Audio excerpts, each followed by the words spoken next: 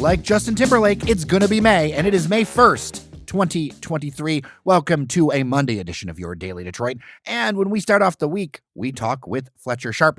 I'm Jared Stays, and Fletcher, it is so good to talk to you. Yeah, it's great to be back. We've got a lot to unpack. First, we're going to talk about some highlights of the NFL draft and some thoughts, because, look, a lot of people were basically tearing up their mock draft sheets. We're going to talk a little bit about the USFL, because, Fletcher, you went to the first home game at Ford Field. And then we're going to end the show with some Detroit City FC, because I think we need to have a talk about that. So let's get into the draft. First up, Jahmyr Gibbs. A lot of people were stunned by this pick. It shows us exactly who Brad Holmes is as a GM and what he values, and kind of why I didn't even do a mock draft. I didn't even get into it. We didn't talk about it because I knew, like, if you're going to try to pigeon position players with this guy, that's not what's going to happen. It's going to be like a popcorn ball, and it's going to pop around, and whoever is at the top that he thinks he wants, he's going to get. People were complaining about Brad Holmes's draft. Should have listened to him before the draft started. They would have understood exactly what he was talking about. He places no value in positional value. He said outright, I don't care about any of that stuff. Positional value, for those who wonder, is trying to draft with the NFL times. So earlier on, the 90s, 80s, et cetera, would have been a running back, linebacker, some D linemen, interior linemen, because it's much more of a running game. But now, because NFL is very pass heavy, you're supposed to draft quarterbacks, receivers, defensive backs. Those are way more important than a running back or a linebacker, because those are more run focused. And Brad Holmes came out and said, I don't care. And then he showed us that he does not care by drafting a running back and a linebacker in the first round, because he wants what he wants for the team that he's running. And that's it. It's not about, making the pick of the best player available. It's the best player available he thinks that'll fit on the roster. And I honestly admire his gumption for that, because a lot of general managers would have, maybe folded a bit. But you saw when he drafted Jahmyr Gibbs, how he freaked out. He almost broke a table. He went for a high five, missed, just hit the guy in the chest. He did not. He was so excited. That lets me know right then and there, it wasn't just games about Jahmyr. He wanted Jahmyr Gibbs. He did not want anybody else at that point but Jahmyr Gibbs. He might have had someone else higher on the table, but once they got drafted, he's like, let's move back and get this guy. And yeah, a lot of people had some issues with Jahmyr Gibbs because he's more of a speed back. He's not between the lines.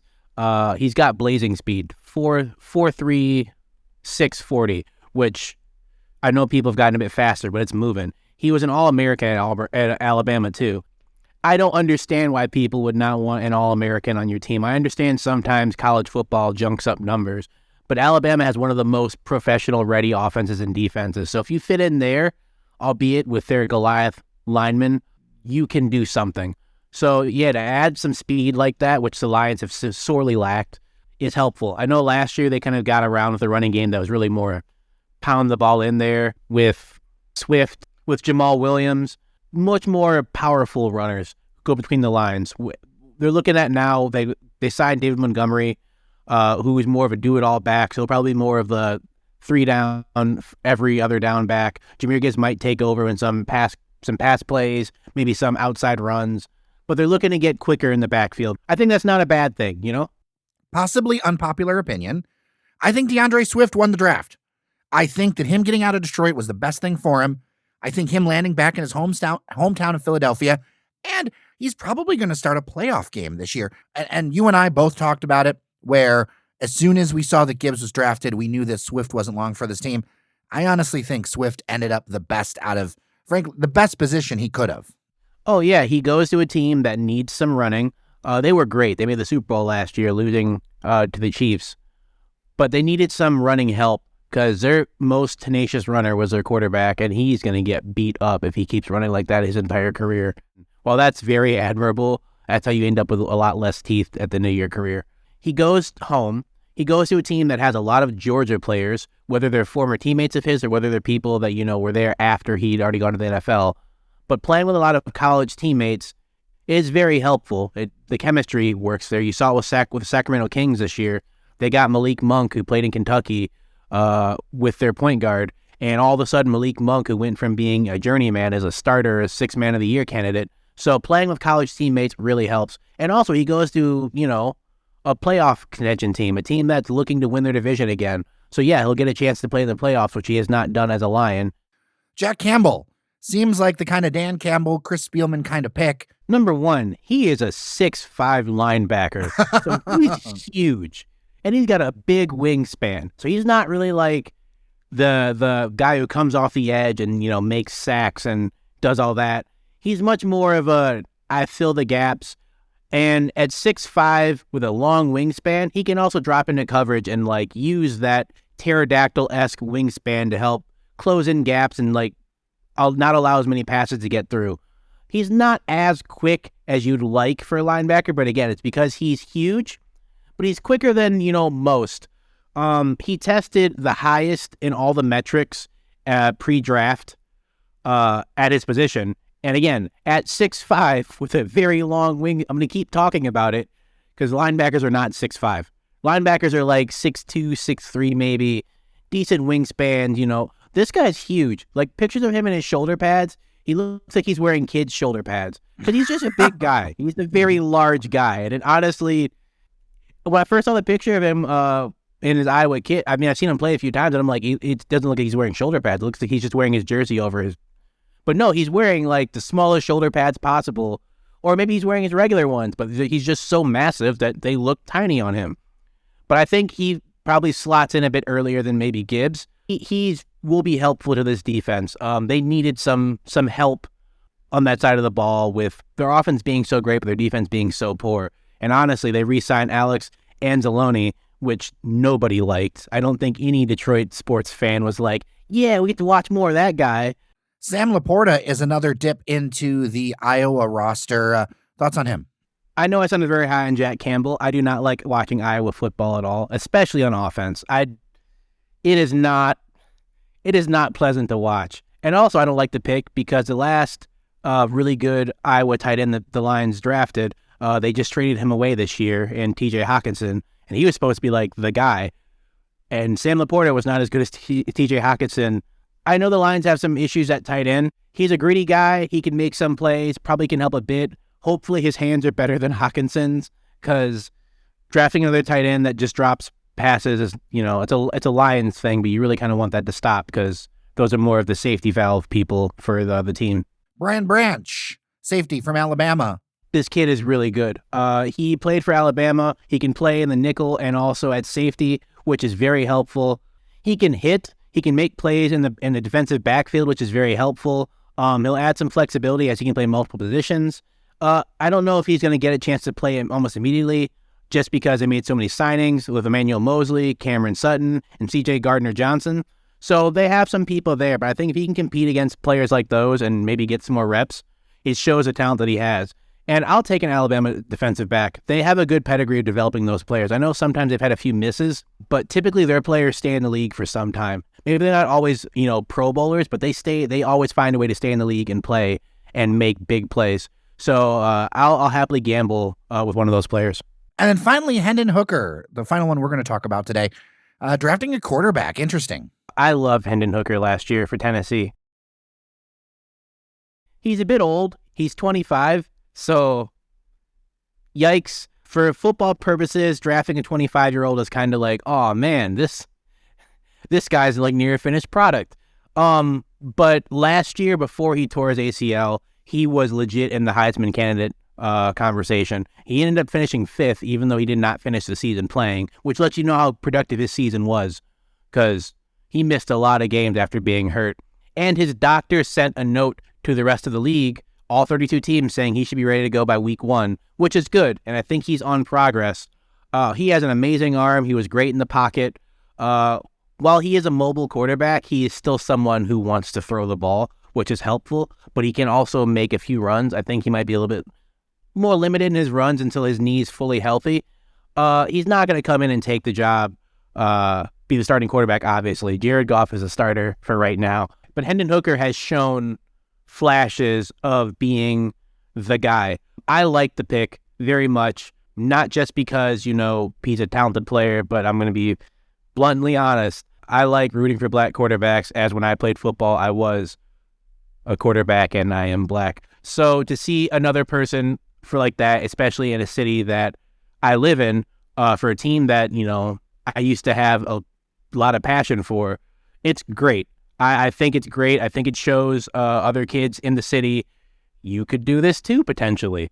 So overall, thumbs up on this draft. Very much so. I think they got pieces they needed. I know a lot of people are upset they didn't get other players that they wanted to see. I trust Brad Holmes.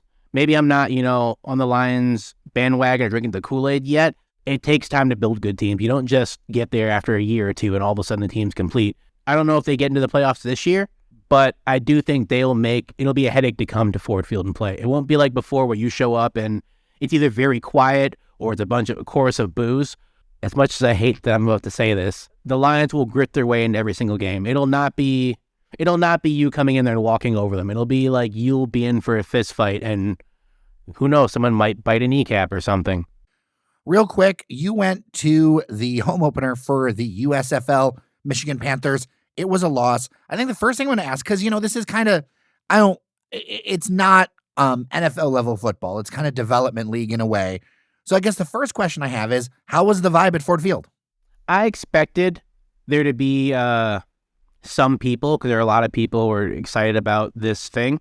And I know at halftime they talked about the vibes of the league, and they brought some people in. They were like, yeah, the most followed team from far away as all the games were played in Alabama was the Michigan Panthers. They had the most fans talking about they want the team to do well and everything of the sort. So we were excited to bring the team back to Ford Field, or back to Michigan, which they used to play in the Pontiac Silverdome. And it was pretty loud. When plays were going well, you could hear all the fans. I mean, it was really only the lower bowls and really only the sides of the field, the end zone sides were kind of covered up. But when the game started, it was pretty full. Obviously near the end of the game, the score was not as close, so it got a little bit empty. When people scored into something well, you could hear people audibly cheering loudly and not just the one single guy going, woo! It's good. I'm sure broadcasting wasn't as great because, unfortunately, they were playing the same time that the Golden State Warriors were playing against Sacramento Kings in Game 7 in the Western Conference playoffs. So a lot of people were paying attention to that. I won't even lie. I clicked over at halftime just to be like, oh, how's Steph Curry doing? But, game came back on. I got off that. So I'm pretty sure viewing-wise, it probably tanked a little bit. But in person, the vibes were great. Unfortunately, like you said, the Panthers lost. But the thing I like about Division II leagues, no matter the sport, whether it's basketball, soccer, football, etc., is you see people that use names you recognize from other things, and you're like, oh, dang, this guy's here. Good for them. Perfect example, Josh Butler played for Michigan State. Delano Hill, who played for Michigan, went to Cass Tech. They play for the Panthers. So seeing them on the field, I was like, I know these guys. The opposing quarterback for the New Jersey Generals, DeAndre Johnson, who if you watched Last Chance U football at East Mississippi Community College, he was a quarterback there. He was very good. He was the starter for the New Jersey Generals, and he had a very good game, showing off all the stuff you saw on Last Chance U on Netflix. So, wasn't a very good result, but they kept the energy up. And just, that's really all you can do at that point when you're playing second division football in this country. And I think they'll have a pretty good following throughout the year. Now they need to keep winning. Losing is not awesome. Fans will forgive one loss, but if they go on a 4-game losing streak, I'm sure the numbers will probably dip because the city shows it does not take losing kindly. Well, I think that's a great transition point to talk about kind of what I've been hesitant to talk about this whole episode. We were out at Keyworth on Saturday afternoon, and I'm just going to open it with this real simple. I don't think the fans or Nate Steinwasser deserve this on-the-field product, and I feel like we have to do, as far as city fans, a little bit of a recalibrate as to what it's going to take to sit at this table. I think we've spent so many years sitting at tables that we dominated, and honestly, we would move on from another league in a few years, right? We would be somewhere and then transition to somewhere else. Unless some huge modification comes, we are going to be in the USL Championship for a long time. And I think it's time to really sit down at the table, realize who we're up against, realize that there is going to be a set of resources we're going to need to get there. We need to start scoring goals. And I don't think it's just an offense thing, but I do think that we need to really look at what could be done, or what kind of changes need to be made, because this is a difficult performance. And, for the first time ever, and I'm going to start this right off the bat. For the first time ever on social media, I saw people calling for the job of Trevor James. I'm going to start right here and say, I do not believe that. Even though I have questions about some of the decisions he's made, I am nowhere near that point because I think there are underlying things here. I feel like, you look at the number of signings that happened in the offseason. I think that if there was the ability to make those signings, they would have been done. And you look at teams like the Rowdies that, yes, they're down in the bottom right now, but they are institutions. We're in a league for years. We were in leagues where we were the institution. Now we're going into a league where there are other institutions that are bigger and more developed than we are. And I think we need to understand that and prepare for it. Yeah, I have an issue in any sport when fans are like, we need a new coach, fire the coach. And it's like, all right, well, who do you have as a coach? And they're always like, typically, I don't know, but somebody else. That doesn't help anything, especially in a situation like this where the team probably doesn't have the finances to just go out there and, pay a severance package to one coach who's also the general manager and then say, all right, let's bring in 2 new positions, 2 new faces to this organization who don't really know anybody, who also are going to have limited resources and don't know these players. And then, by the way, if you give a game in 4 days, how does that solve anything? I don't understand. I get being annoyed and frustrated, and I get venting your frustrations, but let's use some rationale here. What? I don't know the numbers or anything, but I can only look at what the results are, right? I can only look at what the moves made were. We didn't make a lot of moves in the offseason that were known moves. We didn't, we picked up a lot of people who, frankly, we needed to take a chance on because they had other issues going on. Those are all signifiers of a situation. And this league, the USL Championship, I don't think people realize, it is on the up in a lot of ways. Here's one example to tell you about the kind of money that's coming into this league. Indy 11, they're in the middle of putting together a $1 billion stadium district proposal. The team is going to be coming up with about 20% of the money for that. That's $200 million for a new facility. And then there's going to be other government subsidies. Memphis is going to be doing things. This league is about to change. And the thing is, that's a hard realization for anybody and for me, is that what got you here is not going to be what gets you there. And this league is starting to bifurcate. And especially with the loss of the MLS2 teams, this league is even more so professionalizing. And I think that you're only going to see an uptick in what players cost. And I think that is part of the challenge that we're going to have going forward. In both those places you named, Memphis and Indy 11, they don't have people clamoring for the MLS to come here and take over and make a team there. If they do, it's such a small minority that people are like, yo, shut up. We're happy with what we have right now. Let's build a team here. Whereas here, where they literally just got to the championship, had maybe one productive year on paper, and they're like, all right, MLS, let's go. And when you really don't even have the money to be in the league you're in right now, just about every player they signed in the offseason has good things. But all the bad things about those players they signed all deal with major knee injuries in their career. Ben Morris played in England, played at Ipswich. Upside. Downside. Suffered 2 torn ACLs. Scored only 1 goal in his professional career. Richie Ballard won a championship with Louisville. Played in the league for a while. Upside. Downside. Also has a torn ACL in his career. Adrian Billhard. USL League One Comeback Player of the Year. Champion with South Georgia Tomenta.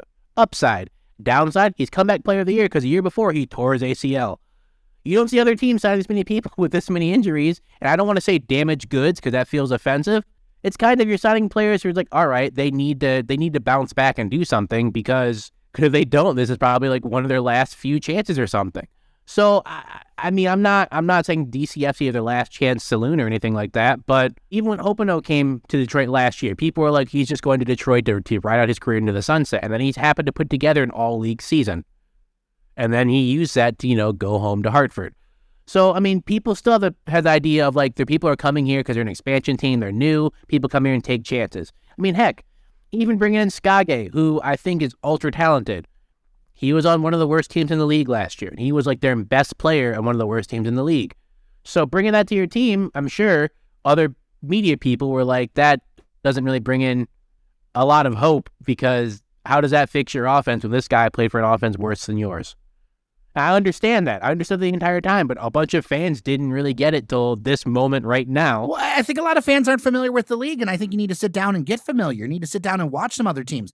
I think we need to focus on the future and what can be done. Like, we all know the past. In a perfect world, Fletcher, how do we help and start to address this offensive situation? We'll set aside the defense for now. Let's talk about the offense. The thing in the front of everybody's minds is they don't score. What are a couple of things in your mind that you would do? Sign some midfielders who could help progress the play so you're not playing Route 1 soccer, just hoofing it up the field and hoping that you create chances that way. Because not only is it ineffective, it's also ugly. And if people who don't know the sport are just watching hoof it up and down the field, that's what they think the sport is, and they'll begin to not enjoy the sport at all. One thing about sending it into the air so much is that it kind of neutralizes Maxi Rodriguez.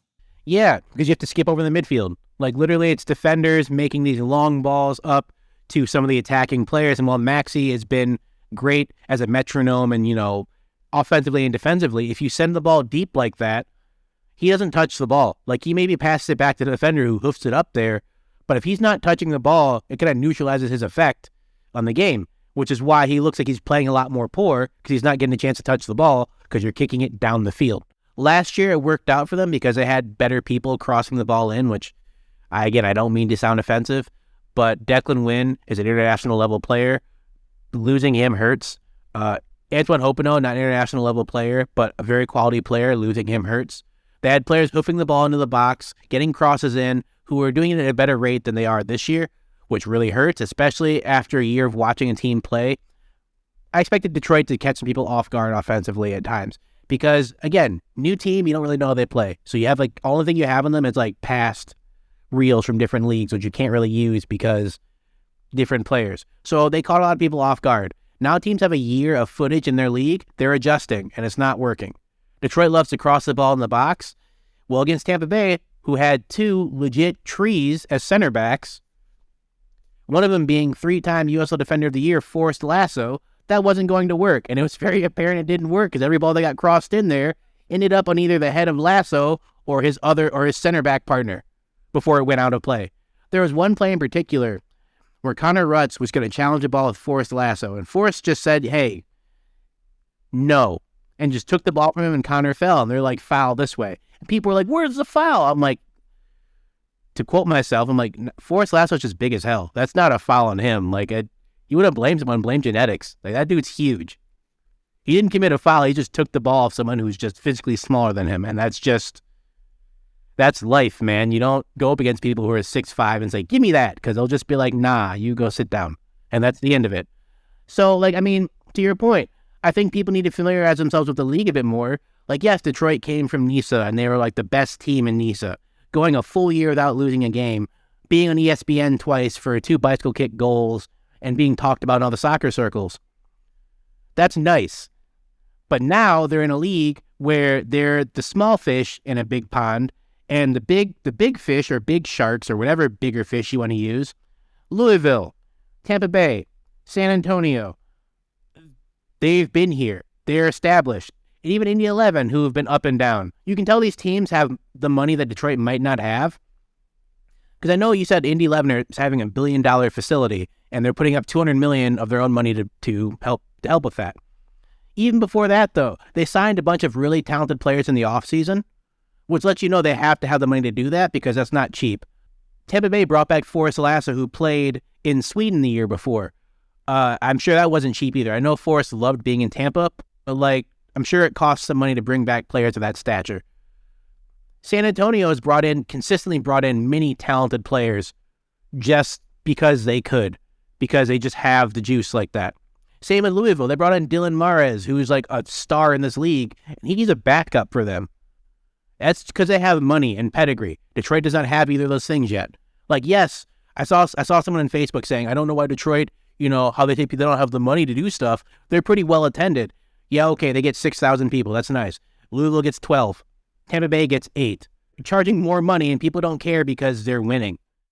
As they say in soccer, it's different gravy. It's different gravy. They have the secret sauce that Detroit does not have yet. Well, of course, would love your feedback. dailydetroit@gmail.com.